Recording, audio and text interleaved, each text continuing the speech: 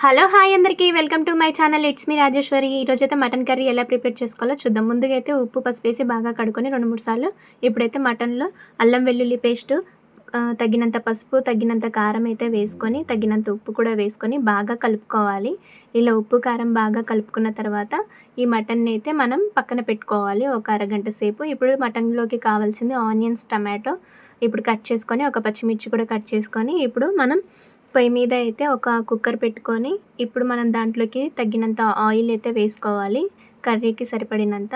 ఇప్పుడు వేసుకున్న తర్వాత మనం ఇందాక బిర్యానీ ఆకు, లవంగాలు, చెక్క కూడా వేసుకొని, ఇప్పుడు కట్ చేసుకున్న ఆనియన్స్‌ని, పచ్చిమిర్చి దీంట్లో వేసుకొని బాగా కలుపుకోవాలి. ఇలా గోల్డెన్ కలర్ వచ్చే వరకి కొద్దిగా సాల్ట్ వేసుకుంటే గోల్డెన్ కలర్ వస్తాయి. సో, సాల్ట్ వేసుకున్న తర్వాత ఇలా గోల్డెన్ కలర్ వచ్చినాక అల్లం వెల్లుల్లి పేస్టు, తర్వాత కొత్తిమీర, కరివేపాకు, పుదీనా అయితే వేసుకోవాలి. ఇలా వేసుకున్న తర్వాత తగినంత పసుపు కూడా యాడ్ చేసుకొని వీటిని బాగా కలుపుకోవాలి. ఇలా కలుపుకున్న తర్వాత ఇందాక మనం కట్ చేసుకున్న చిన్న చిన్న ముక్కలుగా కట్ చేసుకున్న టమాటాలు ఉన్నాయి కదా, సో అవి కూడా దీంట్లో వేసేసుకొని ఇప్పుడు ఈ మిశ్రమాన్ని బాగా నీట్‌గా కలుపుకోవాలి. ఇలా కలుపుకున్న తర్వాత టమాటా కొద్దిగా మనకి మగ్గిన తర్వాత మనం ఇప్పుడు ఇందాక మటన్ అయితే కలిపి పెట్టుకున్నాం కదా, సో మటన్‌ని మనం ఇప్పుడు తీసుకొని ఈ టమాటాలు మగ్గిన తర్వాత మనం ఈ మటన్‌ని అయితే దాంట్లో వేసుకోవాలి.